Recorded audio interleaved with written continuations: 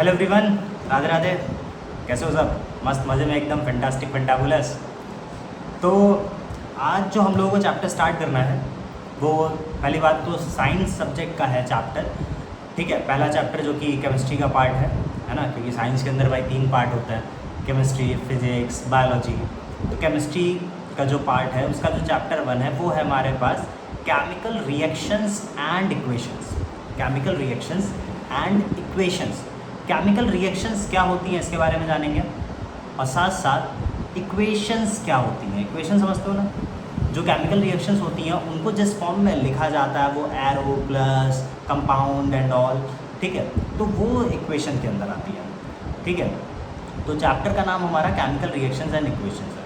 तो केमिकल्स से होने वाली रिएक्शंस और उनको लिखा कैसे जाता है, इक्वेशंस, या फिर उनको समझा कैसे जाता है, उसके बारे में आज हम लोग पढ़ने वाले हैं। तो बहुत सारी चीज़ें, बहुत सारे मन के अंदर सवाल उठते होंगे कि यार ये केमिकली ऐसा है, ये केमिकली वैसा है, यार एसिड है, बेस है, नमक है, मतलब एसिडिटी हो रखी है, इनो बीलो सही हो जाता है, कैसे सही हो जाता है। या फिर मान लो हल्दी है, ठीक है, तो हल्दी का कलर बदल जाता है। बहुत सारी चीज़ें होती हैं जो हमारी डेली लाइफ में होती है। दूध से दही बन जाता है ना, दूध फट जाता है, कपड़ा नहीं है पर फट जाता है, ठीक है। तो कई सारे सवाल हैं, ठीक है। तो उन सारे सवालों के जवाब हमें केमिस्ट्री में मिलते हैं। किसमें मिलते हैं? केमिस्ट्री में मिलते हैं, ठीक है। तो इतना सब कुछ तो नहीं, पर जितना है वो केमिकल रिएक्शन एंड इक्वेशन में भी मिलने वाला है, ठीक है। तो चलिए स्टार्ट करते हैं केमिकल रिएक्शंस एंड इक्वेशन। तो पहली चीज़ है हमारे पास केमिकल रिएक्शन। केमिकल रिएक्शन क्या होती है, ठीक है। तो समझो भैया, केमिकल रिएक्शन एक प्रोसेस है। क्या है? एक प्रोसेस है, ठीक है, जिसमें क्या होता है, हमें हमेशा न्यू सब्सटेंस मिलता है। क्या मिलता है? न्यू सब्सटेंस मिलते हैं, और साथ साथ उनकी न्यू प्रॉपर्टीज़ भी मिलती हैं। जब भी हमें न्यू सब्सटेंस मिलेंगे उनके साथ साथ उनकी न्यू प्रॉपर्टीज़ भी मिलेंगी। अब जैसे कि मान लेते हैं हमारे पास पहले मिल्क था, अब मिल्क से कर्ड बन गया। कर्ड बोले तो क्या बन गया? दही बन गया, ठीक है। तो जो मिल्क है, ठीक है, उसकी जो प्रॉपर्टीज़ हैं, उसका टेस्ट, ठीक है ना, वो दिख कैसा रहा है ना, उसके अंदर कौन कौन से कंपोनेंट्स प्रेजेंट हैं, वो सारी चीज़ें, ठीक है, डिफरेंट होती हैं एज़ कम्पेयर टू कर्ड। दूध का टेस्ट हल्का बहुत स्लाइटली मीठा सा लगता है, ठीक है ना, पर कर्ड के अंदर खट्टा हो जाता है, ठीक है। मिल्क बिल्कुल ऐसे स्मूथ लिक्विड होता है, ठीक है, लेकिन कर्ड हल्का सा वो फट सा जाता है, ठीक है, तो वैसा नहीं रहता, प्रॉपर्टीज़ बदल गई, ठीक है। तो ये नॉर्मल नेचर है। तो जब भी क्या होता है, जब भी कोई केमिकल रिएक्शन होती है तो एक ऐसा प्रोसेस जहाँ पे नए सब्सटेंस फॉर्म होते हैं और उनकी जो प्रॉपर्टीज़ होती हैं वो पूरी तरीके से अलग होती हैं। जो भी नया सब्सटेंस फॉर्म होगा, पुराने सब्सटेंस से नया सब्सटेंस जो फॉर्म होगा, प्रॉपर्टीज़ पूरी तरीके से क्या हो जाएंगी? चेंज हो जाएंगी। तो ये होती है हमारी केमिकल रिएक्शन। समझ गए? केमिकल रिएक्शन वो प्रोसेस है जहाँ पर chemical reaction are the process in which, जिसके अंदर new substance having new properties are form. नए सब्सटेंस फॉर्म होते हैं जिनकी न्यू प्रॉपर्टीज़ होती हैं। क्लियर है? चकाचक एकदम, ठीक है भाई। नेक्स्ट आगे बढ़ते हैं। अब केमिकल रिएक्शंस हमारी डेली लाइफ में कौन कौन सी होती हैं, जो अभी हम बात कर रहे थे, ठीक है। हमारी डेली लाइफ में कौन कौन सी केमिकल रिएक्शंस आखिरकार होती हैं। तो जैसे कि पहला है, when milk is left in kitchen in summers milk becomes sure, ठीक है। तो होता क्या है, जब भी दूध है, दूध को तुम ऐसे नॉर्मल क्या किया, हमने किचन में रख के छोड़ दिया, और गर्मियों का समय, ठीक है, तो मान लो रखा रहा 10-12 घंटे दूध रखा रहा, और उसके बाद जब तुम वापस से दूध को देखते हो तो दूध का जो टेस्ट होता है वो सौर हो जाता है। सौर बोले तो खट्टा हो जाता है। क्या हो जाता है? खट्टा हो जाता है, खट्टा हो जाता है, ठीक है ना। कैसा हो जाता है? खट्टा हो जाता है। और पहले मिल्क था वो स्मूथ लिक्विड, बिल्कुल ऐसे पानी की तरह था, लेकिन बाद में क्या हुआ, हल्का सा वो गाढ़ा हो गया, थिक हो गया, थिक फ्लूइड हो जाता है। क्या हो जाता है? थिक फ्लूइड हो जाता है। एक चीज़ और, अगली चीज़, अब मान लो कुछ आयरन नेल्स हैं, आयरन नेल्स मतलब कुछ कीले हैं, ठीक है, या फिर पैन है, तवा है, या कोई भी लोहे की चीज़ ले लो, ठीक है। अगर मान लो उसको नमी वाले एटमॉस्फेयर में, मतलब कि ह्यूमिड एटमॉस्फेयर में अगर क्या किया जाए, छोड़ दिया जाए कुछ टाइम के लिए, तो थोड़े दिनों के बाद क्या होता है, अब जैसे कि मान लो ये ऐसे करके नेल थी, ऐसे करके हल्की सी, ठीक है, ऐसे करके नेल थी, है ना, ठीक है। तो इसके ऊपर हल्की हल्की सी यहाँ पर कौन से कलर की लेयर जम जाती है, ब्राउन कलर की लेयर जम जाती है। कैसी, हल्की सी ब्राउनी टाइप की लेयर जम जाती है। कैसी, हल्की सी ब्राउन ब्राउन टाइप की ऐसे करके लेयर जम जाती है, ठीक है, हल्की सी ब्राउन ब्राउन टाइप की लेयर जम जाती है, ठीक है ना। तो ये जो ब्राउन कलर की लेयर होती है इसे हम कहते हैं रस्ट। क्या कहते हैं, रस्ट कहते हैं, जो कि आयरन की सरफेस पे आके जम जाती है। और इस प्रोसेस को हम क्या कहते हैं, रस्टिंग ऑफ आयरन कहते हैं। क्या कहते हैं, रस्टिंग ऑफ आयरन। आयरन में जंग लगना, that is known as rusting of iron. Fermentation of grapes, grapes का फर्मेंट होना, खाने का पकना, फूड का डाइजेस्ट होना, ठीक है, हमारी बॉडी के अंदर, और रेस्पिरेशन का प्रोसेस, ये सारी चीज़ें केमिकल चेंजेस के अंदर आती हैं। ग्रेप्स का फर्मेंटेशन सुना होगा कि फ्रूट बियर एंड ग्रेप से शराब बनती है। तो ग्रेप्स को सड़ाया जाता है, ठीक है, सड़ा करके उनका जो जूस बनता है दैट वो उससे बनाई जाती है बियर एंड शराब वगैरह, फर्मेंटेशन। फिर खाने का पकना, अब जो खाना जो पहले पकना वाला था, जैसे कि मान लो दाल थी या फिर जो राइस था, ठीक है, अब पहले जो था वो दाल और राइस जब दांत से चबाओगे उसे तो कट कट ऐसे, मतलब नहीं, वो वैसा नहीं रहेगा ना। लेकिन पकने के बाद कैसा हो रहा है, बिल्कुल ऐसे सॉफ्ट हो जा रहा है ना, क्या हो जा रहा है, सॉफ्ट हो जा रहा है, क्योंकि क्या हुआ, उसके अंदर एक केमिकल रिएक्शंस हो रही हैं। केमिकल रिएक्शन होने की वजह से उसके अंदर नमक पड़ा है, कुछ मसाले पड़े हुए हैं, है ना, वो सारी चीज़ें मिक्स होकर एक डिफरेंट ब्रीड का एकदम टेस्ट दे देते हैं प्यारा सा, ठीक है ना। तो खाने का पकना भी क्या हो गया, हमें मिल गया एक केमिकल रिएक्शन। और फूड का डाइजेस्ट होना, फूड भी तो डाइजेस्ट होता है, ठीक है। अब खाना भैया गया हमारे मुंह के अंदर, सलाइवरी ग्लैंड से सलाइवा रिलीज़ हुआ, फिर उसके बाद ट्रिप्सिन है, पेप्सिन है, लीवर से, पैनक्रियास से, पिट्यूटरी ग्लैंड से, मैंने पिट्यूटरी ग्लैंड करूँ, ठीक है, बहुत सारी चीज़ें, मतलब बहुत सारे एंजाइम्स, बहुत सारे कैटलिस्ट जो होते हैं वो खाने को डाइजेस्ट कराते हैं। स्मॉल इंटेस्टाइन, फिर लार्ज इंटेस्टाइन, ब्लड की वेसल्स में जाता है खाना हमारा, ठीक है, अंदर बहुत सारी चीज़ें हो रही होती हैं। तो खाने का जो डाइजेशन है, फूड का जो डाइजेशन है, वो भी क्या होता है, हमारा केमिकल रिएक्शन ही होता है, ठीक। फिर प्रोसेस ऑफ रेस्पिरेशन, अब रेस्पिरेशन में क्या होता है, हम लोग जब ऑक्सीजन को इंटेक करते हैं, ठीक है, जब हम ऑक्सीजन इंटेक करते हैं हमारी बॉडी के अंदर वो ऑक्सीजन जाता है, फिर वो ऑक्सीजन जब बॉडी के अंदर जाता है, ठीक है, तो क्या होता है ना, अब क्या हुआ, वो ब्लड के साथ मिक्स होता है, फिर ब्लड के साथ मिक्स होके वो ऑक्सी हीमोग्लोबिन बनता है, फिर उसके बाद पूरी बॉडी में फैलता है, वहाँ से कार्बन डाइऑक्साइड लेता है, फिर कार्बन डाइऑक्साइड ला करके छोड़ता है, तो बीच में वो रिएक्शन हुई ना, ठीक है, तो वो केमिकल रिएक्शन होती है, क्योंकि ऑक्सीजन अंदर गया था, बाहर कार्बन डाइऑक्साइड आया, ऑक्सीजन तो नहीं आया ना, तो एक नया कंपाउंड ही बाहर आ रहा है, ठीक है ना। बर्निंग ऑफ कैंडल, कोई कैंडल है भाई, कैंडल को तुम बर्न कर दो, अब तुमने कैंडल जला दी, कैंडल जलाने के बाद क्या, अब उसका जो थ्रेड है वो गायब, ख़त्म, ठीक है। कैंडल का जो तुम्हें वैक्स मिलेगा वो भले ही वापस बच जाए, लेकिन वो फिर भी पूरा अमाउंट में तो नहीं मिल पाता, ठीक है। Burning of fuels, fuels burn होते हैं, जैसे कि कैरोसिन है, पेट्रोल है, LPG है, CNG है, ये सबको जला दो, जलाने के बाद तो ख़त्म हो जाता है ना, गायब हो गए, गायब हो गए, वो गैसेस बन गए, कार्बन मोनोऑक्साइड बन गए, कार्बन डाइऑक्साइड बन जाते हैं, ठीक है। तो ये सारी की सारी चीज़ें किसके अंदर आ रही हैं, केमिकल चेंजेस, केमिकल रिएक्शंस के अंदर आती हैं, समझ गया ना। बहुत सारी डेली लाइफ में हमारे केमिकल रिएक्शंस, केमिकल चेंजेस होते रहता है, ठीक है, क्लियर है, सॉर्टेड, कोई दिक्कत तो नहीं, ठीक। नेक्स्ट आगे बढ़ते हैं, फिर आते हैं फिजिकल चेंजेस के ऊपर। फिजिकल चेंजेस क्या होता है, फिजिकल चेंजेस, ठीक है। तो हमने केमिकल चेंजेस के अंदर या केमिकल रिएक्शंस के अंदर एक बात जानी कि उसके अंदर क्या हो रहा है, जब भी कोई नया सब्सटेंस फॉर्म होता है, तो जब भी कोई नया सब्सटेंस फॉर्म होता है वो नई प्रॉपर्टीज़ के साथ फॉर्म होता है, लेकिन फिजिकल चेंजेस के अंदर ऐसा नहीं होता। फिजिकल चेंजेस अगर व्हेन द सब्सटेंस और ऑब्जेक्ट्स अंडरगो, फिजिकल चेंजेस तब होते हैं जब या कोई सब्सटेंस है या कोई ऑब्जेक्ट है, जब वो एक चेंज में जाता है पर उसकी केमिकल कॉम्पोजिशन चेंज नहीं होती, पर उसकी क्या चीज़ चेंज नहीं होती है, केमिकल कॉम्पोजिशंस, मतलब जो उसके केमिकली वो जैसा था वो वैसा का वैसा ही रहने वाला है, उसके अंदर कोई बदलाव नहीं आता। फिजिकल चेंज के अंदर सिर्फ और सिर्फ फिजिकल प्रॉपर्टीज़ में बदलाव आता है। अब वो फिजिकल प्रॉपर्टीज़, फिजिकल मतलब जो चीज़ें आंखों से देखी जा सके, हाथ से छुई जा सके, ठीक है, ये चीज़ें होती हैं। जैसे कि पोजीशन में चेंजेस आएगा, शेप में चेंज आएगा, साइज़ में चेंज आएगा, ठीक है, कलर में चेंज आएगा, वॉल्यूम में चेंज आएगा, डेंसिटी में चेंज आएगा।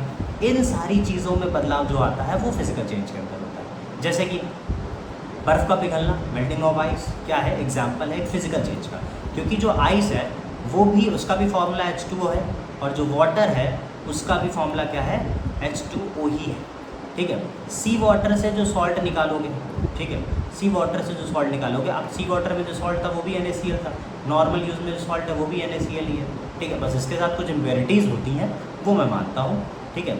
या फिर सॉल्ट और शुगर का पानी में घुलना, अब जो सॉल्ट है या फिर जो शुगर है उसको तुमने जब पानी के अंदर घोल दिया, ठीक है, तो पानी के अंदर भी तो वो शुगर ही है, पानी के अंदर भी वो सॉल्ट ही तो है, उसके अंदर कुछ चेंज आया क्या, नहीं आया। या फिर पानी का एवेपोरेशन हुआ, अब एवेपोरेशन मतलब जो वेपर्स हैं, ठीक है, वो भी तो H2O ही होता है, सब कुछ तो सेम है। तो सिर्फ बदला क्या, या तो उसकी जगह बदलती है, या उसका शेप बदलता है, या उसका साइज़, या उसका कलर, या वॉल्यूम, या डेंसिटी, इन सारी चीज़ों में बदलाव होता है, वो होते हैं हमारे फिजिकल चेंजेस। क्लियर है, बने आ गया, समझ में आ गया, स्क्रीनशॉट ले लो, पढ़ते हैं, हो गया, डन। अब characteristics of chemical changes, chemical changes के कुछ ना कुछ तो भैया कैरेक्टरिस्टिक्स होता है। हम कैसे मानेंगे, कैसे हमें पता चलेगा कि केमिकल चेंज हो रहा है, केमिकल चेंज हो रहा है। तो देखो भैया, पहला पॉइंट समझो। पहला पॉइंट क्या कहता है, पहला पॉइंट कहता है कि जब भी कोई केमिकल चेंज होगा तो जो नया सब्सटेंस फॉर्म होता है, ठीक, क्या फॉर्म होता है, नया सब्सटेंस फॉर्म होता है, और उसकी प्रॉपर्टीज़ जो होती हैं वो डिफरेंट होती हैं। डिफरेंट प्रॉपर्टीज़ मतलब जिससे वो फॉर्म हुआ है, जिन भी चीज़ों से वो बन करके तैयार हुआ है उसकी, उससे अलग होती हैं प्रॉपर्टीज़ जो दूसरा सब्सटेंस फॉर्म होता है, ठीक है ना। दूसरी चीज़, जब भी कोई केमिकल रिएक्शन होती है तो या तो गैस इवॉल्व होगी, ठीक है ना, या फिर कोई प्रेसिपिटेट फॉर्म होगा। क्या फॉर्म होगा, प्रेसिपिटेट फॉर्म होगा, ठीक, प्रेसिपिटेट फॉर्मेशन होता है। अब गैस इवॉल्व होने का मतलब क्या है कि जब भी कोई केमिकल रिएक्शन हो रही होगी तो वहाँ पर गैस इवॉल्व, गैस बाहर जा रही होंगी, या फिर प्रेसिपिटेशन का मतलब होता है कि कोई ना कोई चीज़ ऐसी होगी जो इनसॉल्युबल होंगी, जो घुलने वाली नहीं होंगी, तो वो चीज़ें जम जाएंगी नीचे। जो नई चीज़ें घुलती हैं उन्हें प्रेसिपिटेट कहता है, ठीक है, और उस पूरे प्रोसेस को प्रेसिपिटेशन कहते हैं। वो भी अभी इस चैप्टर में आगे जानने को मिलेगा, ठीक। नेक्स्ट आता है, या तो फिर कलर में चेंज हो सकता है, ठीक है, फिजिकल स्टेट उसकी चेंज हो सकती है ना, और या तो फिर उसका टेम्परेचर बदल सकता है। ये तीन चीज़ें होती हैं। अब मान लो कोई चीज़ पहले रेड थी, केमिकल रिएक्शन हो गया ब्लैक हो गई, कोई चीज़ ब्लू थी, ब्लू से स्काई ब्लू हो गई, कलर तो चेंज हो रहा है। या फिर उसकी फिजिकल स्टेट सॉलिड था लिक्विड हो गया, लिक्विड था गैस हो गया, गैस था सॉलिड बन गया, तो फिजिकल स्टेट भी चेंज। टेम्परेचर, मान लो पहले वो चीज़, उसका टेम्परेचर 25 डिग्री सेल्सियस था, बाद में पता चल रहा है 38 डिग्री सेल्सियस हो गया, तो टेम्परेचर में भी बदलाव आ सकता है। That is also the reason जिससे हम पता कर पाएंगे कि एक केमिकल चेंज हुआ है या नहीं हुआ है। और जब भी कोई केमिकल चेंज होता है तो जो पुराने बॉन्ड्स होते हैं, ठीक है ना, पुराने बॉन्ड्स होते हैं, ब्रेकिंग ऑफ बॉन्ड्स, ठीक, ऑफ रिएक्टेंट्स, जो रिएक्टेंट्स होते हैं उनके बॉन्ड टूटते हैं, ठीक है, and formation of new bonds, ठीक है, नए बॉन्ड का फॉर्मेशन होता है, जो कि किसके होते हैं, हमेशा प्रोडक्ट के होते हैं, ठीक है। अब मान लेते हैं यहाँ पर कुछ A + B था, ठीक है, वो दे रहा है हमें C + D, तो A और B के बीच में जो भी बॉन्ड्स थे वो टूट करके नए बॉन्ड C और D के बन जाएंगे, ये चीज़ें होती हैं। तो ये 5 चीज़ें होती हैं, ठीक है, 4-5 चीज़ें होती हैं कि मतलब जब भी कोई केमिकल चेंज होगा तो नए सब्सटेंस फॉर्म होंगे जिनकी प्रॉपर्टीज़ पूरी तरीके से अलग होगी। जैसा कि दूध और दही का एग्जांपल दिया था हमने, ठीक है, कोई केमिकल रिएक्शन होगी तो गैस बाहर निकल सकती है, ठीक है, जैसे कार्बन डाइऑक्साइड, कार्बन मोनोऑक्साइड निकल सकती है भाई, ठीक है, या फिर प्रेसिपिटेट फॉर्म हो जाएगा, कुछ चीज़ें जम जाती हैं, ठीक है। अब जैसे कि नॉर्मल LPG की जब जलती है तो वहाँ से carbon monoxide carbon dioxide gas बाहर निकल रही होती है, या फिर जो कोई फ्यूल और जल रहा होता है, और साथ साथ कुछ चीज़ें ऐसी होती हैं जो पूरी तरीके से जल नहीं पाती हैं, तो नीचे की तरफ जम भी जाती हैं। ठीक, कलर में चेंजेस आते हैं। अब कई सारी चीज़ों के कलर बदल जाते हैं, जैसे कि बहुत सारी, जैसे कि हमारे पास वो है टर्मरिक है, टर्मरिक के ऊपर, मतलब टर्मरिक बोले तो हल्दी है, हल्दी के ऊपर साबुन लगाओ उसका कलर बदल जाता है, हल्का सा ब्राउनिश रेड हो जाता है। फिजिकल स्टेट जैसे कि बर्फ़ है ना, या फिर कोई लिक्विड है जला दो, जैसे फ्यूल है लिक्विड के फॉर्म में होता है, उसको बंद कर दो गैस बन जाता है, उसकी फिजिकल स्टेट बदल गई। टेम्परेचर में बदलाव आ जाता है, पुराने बॉन्ड टूट जाते हैं, नए बॉन्ड बन जाते हैं, तो ये भी चीज़ केमिकल चेंज के अंदर होता है। क्लियर, बढ़ते हैं आगे, समझ गए पहले। एक और पॉइंट है, in a chemical change no new atoms are form. Chemical change के अंदर क्या होता है, कोई भी नए एटम फॉर्म नहीं होते।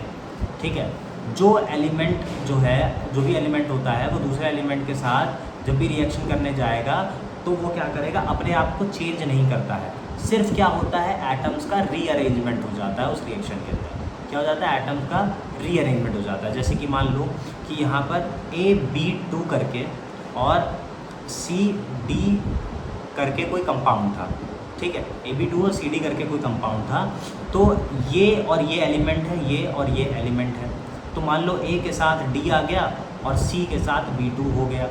तो यहाँ पर क्या हुआ, जो एटम्स थे एलिमेंट के वो क्या हो रहे हैं, सिर्फ और सिर्फ रीअरेंज हो रहे हैं, एक दूसरे के साथ रीअरेंज कर ले रहे हैं अपने आप को, बट नया तो कुछ नहीं फॉर्म हुआ ना।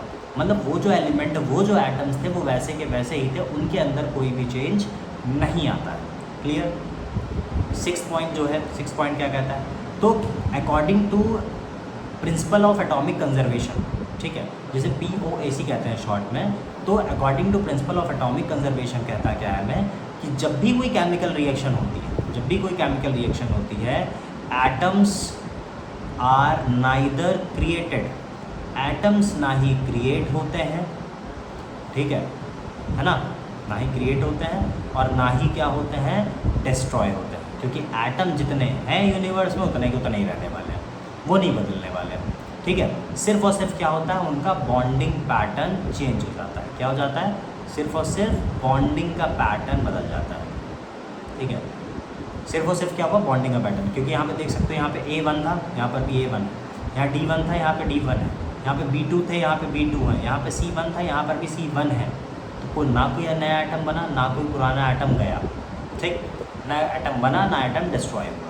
सिर्फ और सिर्फ क्या हुआ, उसका बॉन्डिंग का पैटर्न बदल गया। पहले A के साथ B बॉन्ड कर रहा था, अभी A के साथ D कर रहा है, C के साथ D कर रहा था, तो यहाँ पे C के साथ D कर रहा है। क्लियर, बड़े आगे समझ गए।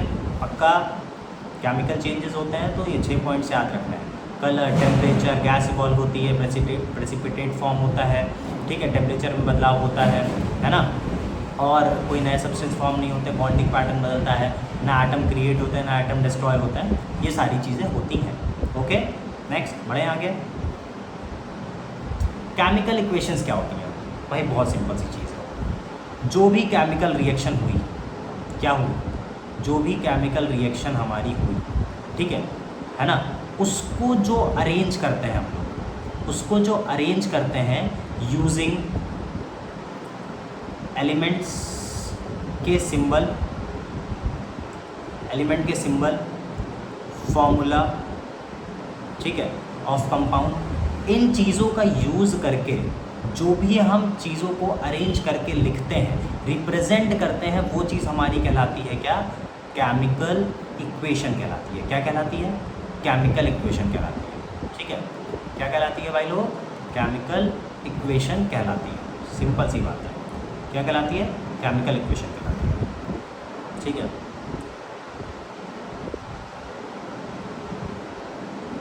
जैसे कि मान लेते हैं, है ना, हमारे पास क्या है, सॉल्ट है, ठीक है, प्लस वाटर है, सॉल्ट वाटर, ठीक है, क्या है, नमक है और पानी है। ठीक है, तो नमक और पानी से क्या बनेगा, एक सॉल्ट सोल्यूशन बनेगा।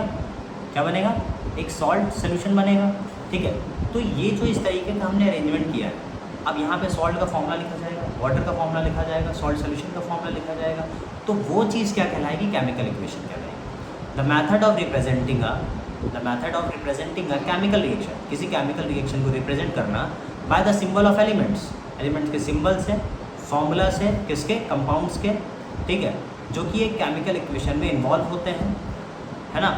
और it is important to know that a chemical equation is shorthand, और केमिकल इक्वेशन जो होती है वो थोड़ा सा शॉर्ट हैंड मेथड होता है किसी भी केमिकल रिएक्शन को रिप्रेजेंट करने का, ठीक, किसी भी केमिकल रिएक्शन को रिप्रेजेंट करने का। तो केमिकल इक्वेशन लिखी कैसे जाती है, इस चीज़ को समझना है कि केमिकल इक्वेशन को लिखते कैसे हैं, ठीक है। तो जब भी कोई केमिकल रिएक्शन होती है, मान लेते हैं इधर A प्लस B से C प्लस D बन रहा है, तो ये जो लेफ़्ट साइड में चीज़ें जो होती हैं, लेफ़्ट हैंड साइड पे जो चीज़ें होती हैं उन्हें हम कहते हैं रिएक्टेंट्स। क्या कहते हैं? रिएक्टेंट्स कहते हैं।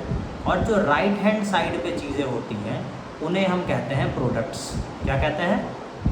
प्रोडक्ट्स कहते हैं। क्लियर है? क्या कहते हैं? प्रोडक्ट्स कहते हैं। लेफ्ट हैंड साइड पे जो चीज़ें होती हैं वो क्या होती हैं? रिएक्टेंट्स होती हैं। और राइट हैंड साइड पे जो चीज़ें होती हैं वो क्या होती हैं? हमारी प्रोडक्ट्स होती हैं। क्लियर? ठीक है ना। और ये वाला जो एरो लगा है ये होता है इररिवर्सिबल एरो, ठीक है, इररिवर्सिबल रिएक्शन को शो करता है। इररिवर्सिबल रिएक्शन का मतलब क्या है कि अगर A प्लस बी से C प्लस D बन गया तो दोबारा C प्लस D से A प्लस B नहीं बन सकता। अब मान लो कहीं कहीं पर तुम लोगों ने ऐसा भी देखा होगा, ऐसे करके, तो ये वाला जो एरो है, ये वाला जो एरो है ये शो करता है रिवर्सिबल रिएक्शन। किस रिएक्शन को शो करता है? रिवर्सिबल रिएक्शन को शो करता है। इसमें क्या हो रहा है कि जो अगर A प्लस बी था तो वो जब C प्लस D बनेगा तो वापस से C plus D A plus B बन सकता है, ठीक है, ये चीज़ होती है। तो रिएक्टेंट्स लेफ्ट हैंड साइड पे सब्सटेंस जो रिएक्शन करते हैं, ठीक है, ऊपर वाला एरो रिवर्सिबल इरिवर्सिबल रिएक्शन के लिए होगा। प्रोडक्ट्स राइट हैंड साइड पे होते हैं जो कि सब्सटेंस फॉर्म होते हैं, और इरिवर्सिबल रिएक्शन के लिए ये वाला एरो है, रिवर्सिबल रिएक्शन के लिए ये वाला एरो यूज होता है। क्लियर? और भी कुछ चीज़ें हैं, ठीक है, उसको जानना बहुत ज़्यादा ज़रूरी है क्योंकि इसके बिना काम नहीं चलता। अभी के टाइम पे तो बहुत ज़रूरी है, ठीक है ना। अब जब भी कोई केमिकल रिएक्शन होती है, जब भी कोई केमिकल रिएक्शन होती है, ठीक है, तो क्या हमें, अब केमिकल इक्वेशन मान लो हमने लिख दी, इधर लिख देते हैं, कार्बन डाइऑक्साइड लिख दिया प्लस वाटर लिख दिया, ठीक, ऐसे करके हमने एक एरो बना दिया। यहाँ पे लिख दिया C6H12O6 और लिख दिया ऑक्सीजन, ठीक है, ये हमने ऐसे करके क्या किया, लिख दिया है, ठीक। अब लिखने के बाद होता क्या है? अब मैं अगर पूछूं तुम लोगों से कार्बन डाइऑक्साइड की फिजिकल स्टेट क्या है, बोलोगे सर जी कार्बन डाइऑक्साइड की फिजिकल स्टेट, मैं बोल दूँ मान लो सॉलिड है, क्योंकि ड्राई आइस तो हो सकता है ना। बोलोगे हाँ सर जी हो सकता है, पानी H2O लिखा है। अब ये H2O बर्फ़ भी होता है, मतलब सॉलिड फॉर्म में भी होता है, लिक्विड भी होता है और गैस फॉर्म में भी होता है। पर क्या ये है? मैं कह दूंगा मान लो कि ये आइस है, कहोगे सर जी ये वाली आइस, ये वाली आइस दोनों रिएक्शन करके क्या ये C6H12O6 ग्लूकोज बनाएंगे? मैं कहाँ बना सकती है? पर ये बात बिल्कुल गलत है। तो इसी चीज़ों को और ज़्यादा इन्फॉर्मेटिव बनाने के लिए और अच्छे से समझने के लिए हम इनके कुछ सबस्क्रिप्ट लिखते हैं। क्या लिखते हैं? सबस्क्रिप्ट लिखते हैं, जो कि नीचे की तरफ लिखे जाते हैं। अब कार्बन डाइऑक्साइड जो होती है वो होती है गैस फॉर्म में जब भी रिएक्शन कर रही होती है, खासकर ये वाली रिएक्शन। H2O जो होता है वो होता है लिक्विड फॉर्म में, और जो C6H12O6 बनता है वो बनता है AQ, बोले तो एक्वस फॉर्म में, और O2 जो होता है O2 बोले तो गैस, ये गैस फॉर्म में बनता है, ठीक। और यहाँ पर एक एरो लगाया गया, ये एरो हमें शो कर रहा है कि ये जो कंपाउंड्स हैं कार्बन डाइऑक्साइड H2O जो है ये रिएक्शन करके ग्लूकोज और ऑक्सीजन ही देगा, मतलब ये रिएक्शन इरिवर्सिबल नहीं है। क्या नहीं है? इरिवर्सिबल नहीं है, ठीक है ना। और ये जो गैस G मतलब गैस को बताता है, स्मॉल g लिखा है मतलब गैस है, L लिखा है तो वो चीज़ क्या है? लिक्विड है, ठीक है। AQ लिखा है, AQ का मतलब होता है एक्वस। क्या होता है? एक्वस, मतलब पानी में घुला हुआ, ठीक है ना, पानी में घुला हुआ, ठीक। अब मान लो कहीं पे स्मॉल s लिखा होता है तो वो चीज़ होती है हमारी क्या? सॉलिड, वो सॉलिड फॉर्म में है। ये फिजिकल स्टेट की बात होगी, ठीक है। अब यहाँ पे ऊपर लिख देते हैं सनलाइट, ठीक है, नीचे लिख देते हैं क्लोरोफिल, ठीक है। तो ये जो सनलाइट है ये क्या है, कैटलिस्ट है। क्या है, कैटलिस्ट है।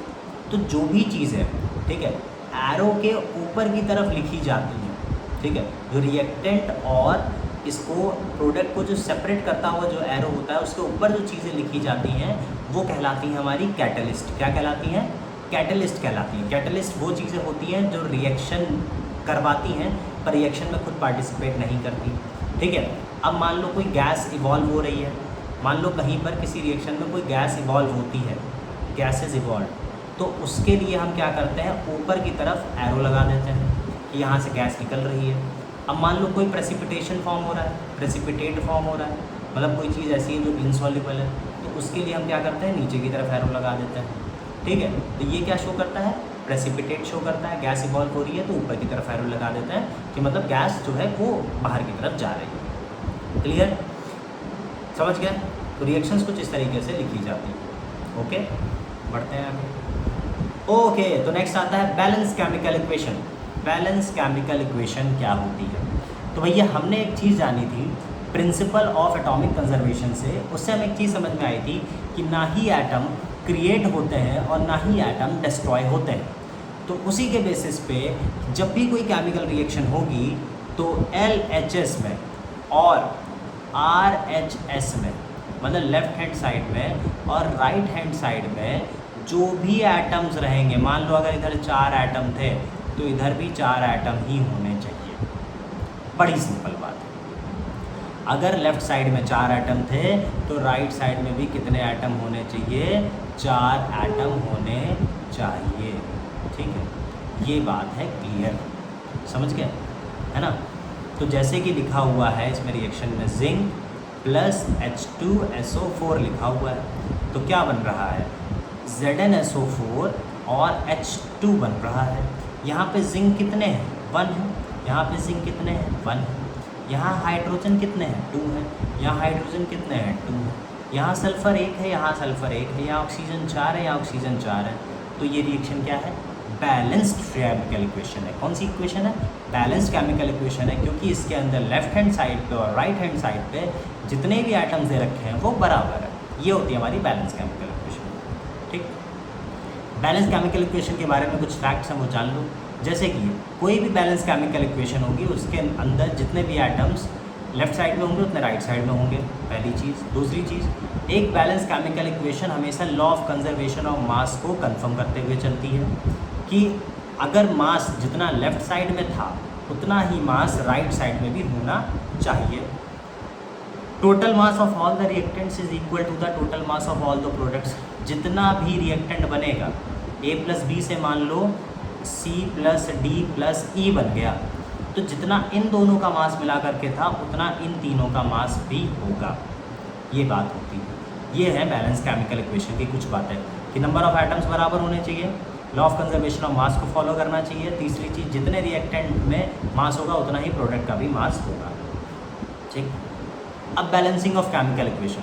अब अगर केमिकल इक्वेशन को बैलेंस करना है तो भैया कैसे करेंगे, तो the process of balancing an chemical equation is known as balance chemical equation, ठीक। बैलेंसिंग ऑफ केमिकल इक्वेशन मतलब एक प्रोसेस जहाँ पर हम एन बैलेंस्ड इक्वेशन को हम क्या करेंगे, बैलेंस करेंगे, उसे हम बैलेंस केमिकल इक्वेशन कहते हैं। जिसके अंदर हमारे पास पहला मेथड जो आता है वो आता है हिट एंड ट्रायल मेथड। इसमें हमें बार बार ट्राई करने का, क्या करना है, बार बार ट्राई करना है। जिसके अंदर हमारे पास एग्जाम्पल है पहला H2 प्लस Cl2 और यहाँ पर HCl बन रहा है। तो पहली चीज़ करनी होती है हमें नंबर ऑफ़ एटम्स गिनने होता है, ठीक है। तो ऐसे करके थोड़ा सा छोटा सा बना लो, ऐसे एलिमेंट लिखो एक तरफ, इधर नंबर ऑफ़ एटम्स लिखो, ठीक है, और फिर इधर नंबर ऑफ़ एटम्स लिखो, ठीक है। इधर LHS के लिए लिख लो और इधर RHS के लिए लिख लो, ठीक है ना। तो एलिमेंट कौन कौन से, हाइड्रोजन और क्लोरीन है, इधर हाइड्रोजन लिखो इधर क्लोरीन लिखो। हाइड्रोजन लेफ्ट हैंड साइड पे कितने हैं, 2 है, ठीक। क्लोरीन लेफ्ट हैंड साइड पे कितने हैं, 2 है, okay. Hydrogen right hand side पे कितने हैं, 1 है। क्लोरीन राइट हैंड साइड पे कितने हैं, 1 है। तो हमें साफ साफ नज़र आ रहा है कि लेफ़्ट साइड पे दोनों ही एटम जो है वो 2 और 2 दे रखे हुए हैं, ठीक है। बट राइट साइड में दोनों ही एटम 1 1 दे रखे हैं। इसका मतलब हमें क्या करना पड़ेगा, इस वाले कंपाउंड में प्रोडक्ट में अगर हम 2 का मल्टीप्लाई करवा दें तो हमें जो केमिकल इक्वेशन मिलेगी वो हो जाएगी बैलेंस। हो गया, बस इतना ही था। ये बैलेंस्ड हो गई, अब क्या हो गई, बैलेंस्ड हो गई। क्लियर, बस यही करना होता है यार। ठीक, तो उसी के कुछ क्वेश्चंस हैं, कर लेते हैं भाई, है ना।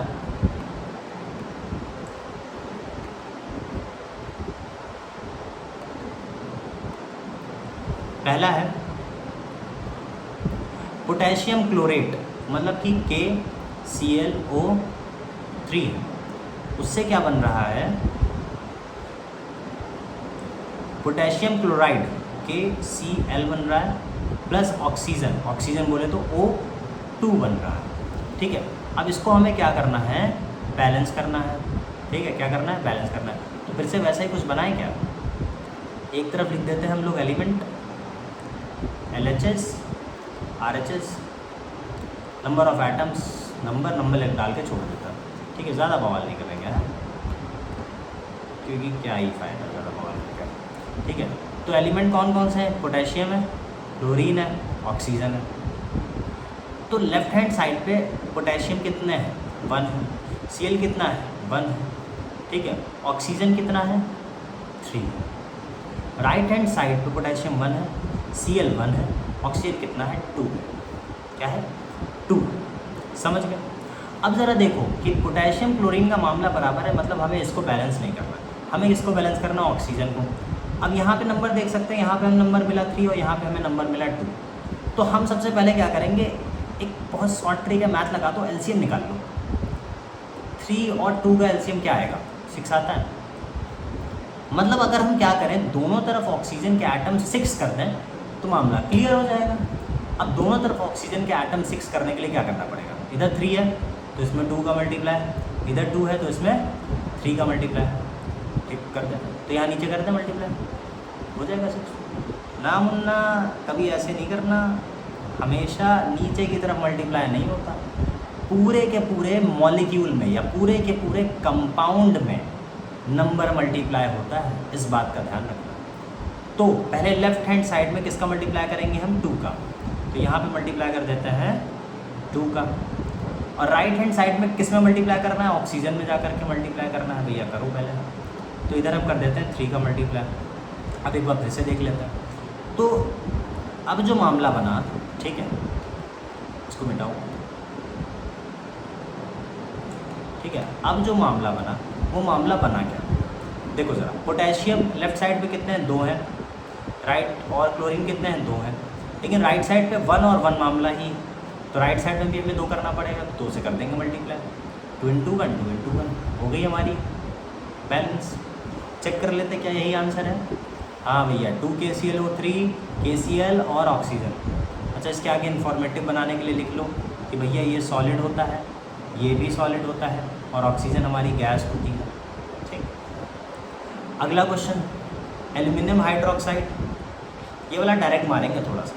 एल्यूमिनियम हाइड्रोक्साइड लिखा है, मतलब कि AlOH का whole thrice plus hydrochloric acid, मतलब बोले तो HCl, और क्या बन रहा है, एल्यूमिनियम क्लोराइड मतलब AlCl3 प्लस वाटर बोले तो H2O बन रहा है।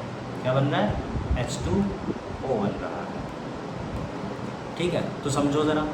अब यहाँ पर एल्यूमिनियम कितने हैं, यहाँ पर कितने हैं, मामला बराबर है, एक ही एक है।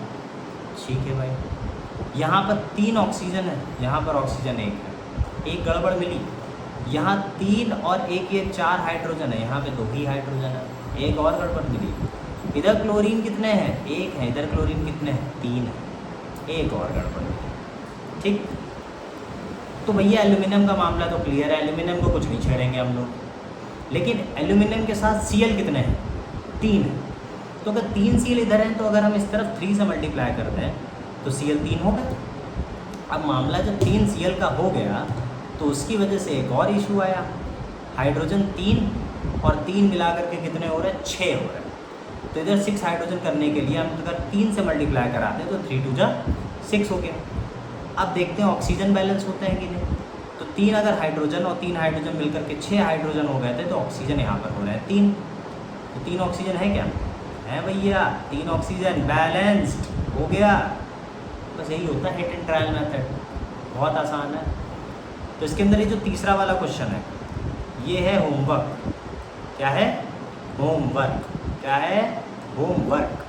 तो ये वाला क्वेश्चन करना है, ठीक है ना? ठीक है, ये वाला क्वेश्चन कर लेना क्योंकि आगे ख़त्म हो चुका है आज का हमारा पार्ट। बाकी हम कल बात करेंगे, कल कई सारी नई चीज़ें लेकर के आएंगे इसी चैप्टर की, ठीक है? तो वो हम पढ़ाएंगे आप लोगों को। तब तक के स्क्रीनशॉट ले लो इसका, इसका, इसका, इसका, इसका, इसका, इसका, दिस वन, दिस हो गया ना? ठीक है, तो तब तक के लिए राधे राधे।